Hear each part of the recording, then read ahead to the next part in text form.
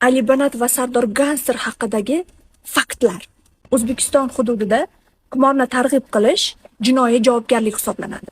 Targ'ib qilishga Telegram kanalida o'tinglar, o'ynanglar, mana ssilka, promokod deyisham kiradi.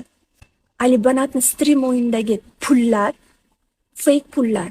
Kompaniya bunga soxta pul yaratib beradi. O'sha soxta pullar bilan o'ynaydi. Bu o'zini puli bilan o'ynamaydi.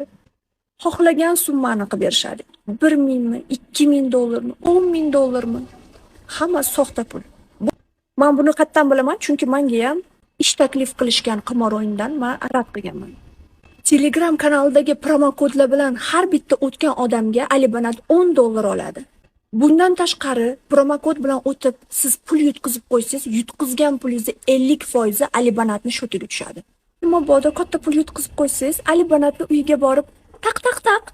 Ali Banatjon, men katta pul yutkizib qo'ydim, seni promokoding orqali 50%ni menga qaytar desanglar bo'ladi.